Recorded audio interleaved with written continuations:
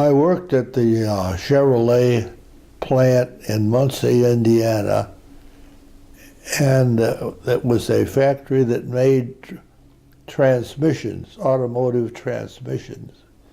And I was just an employee like all the other people while I was at the working period. And then I'd go to school up in Flint where I studied engineering. So every 8 weeks I would go to work and then to school, to work and go to school for 4 years.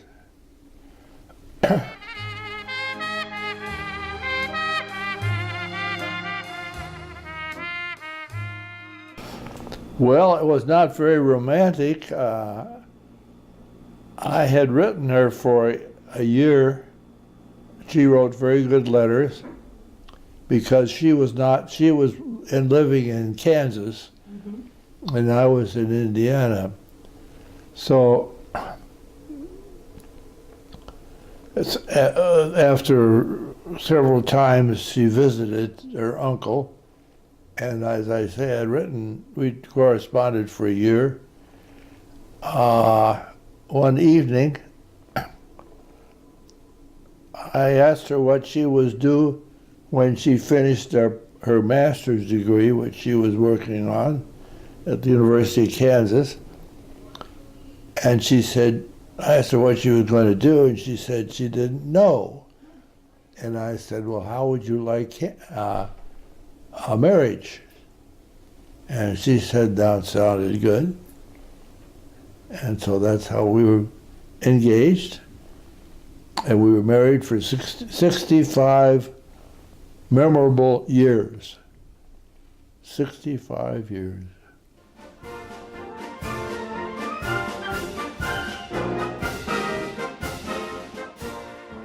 I was a librarian. We had a little library there because the armed forces, after the war ended,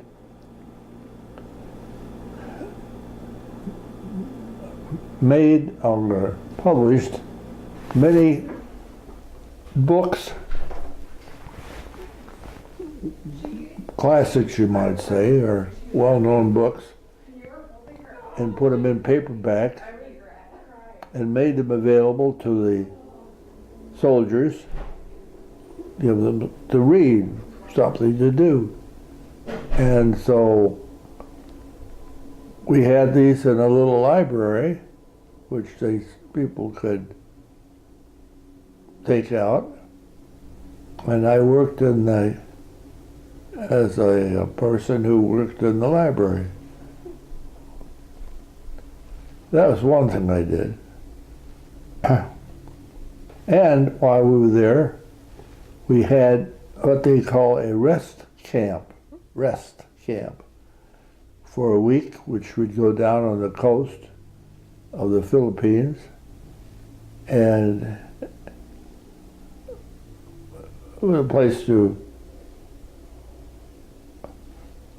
swim and it was recreation, you might say.